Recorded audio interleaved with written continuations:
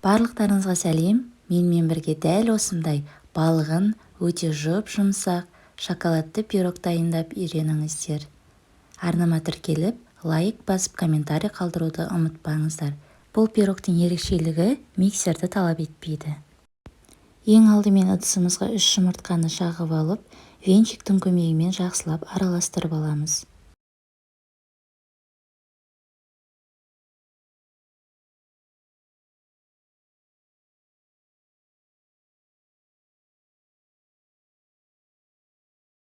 Одан кейін бөлме температурасындағы сүтімізді қосып, венчикпен тағы да жақсылап араластырып аламыз. Одан кейін құрғақ ингредиенттерімізді қосамыз. Ең бірінші ұнымызды бөліп қосып, жақсылап араластырып аламыз.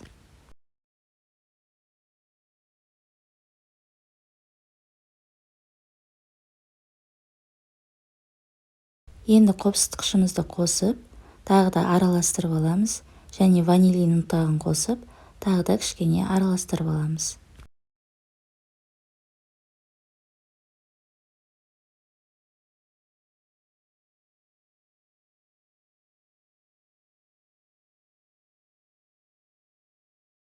Одан кейін қантымызды қосып, тағы да жақсылап араластырып аламыз. Менде қант таусылып қалғандықтан осылай қант ұнтағын қостым.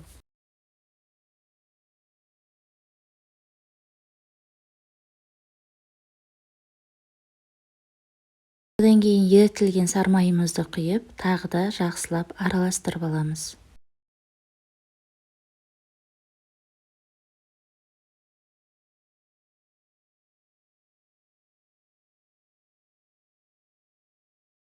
Одан кейін дайын болған массамызға шоколадымызды салып, тағы да жақсылап араластырып аламыз.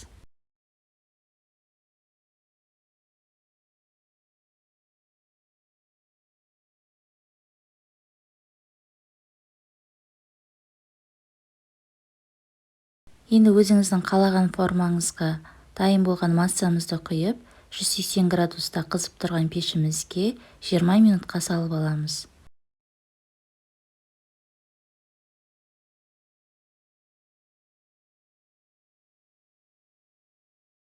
Міне енді пирогымыз дайын, өте дәмді болып шықты. Менімен бірге жасап көріңіздер. Лайк басып, комментарий қалдыруды ұмытпаңыздар. Және арнама тіркеліп, қоңыраушаны да басып қойыңыздар. Себебі арнамда апта сайын сіздерге пайдалы ақпараттармен бөлісіп отырамын.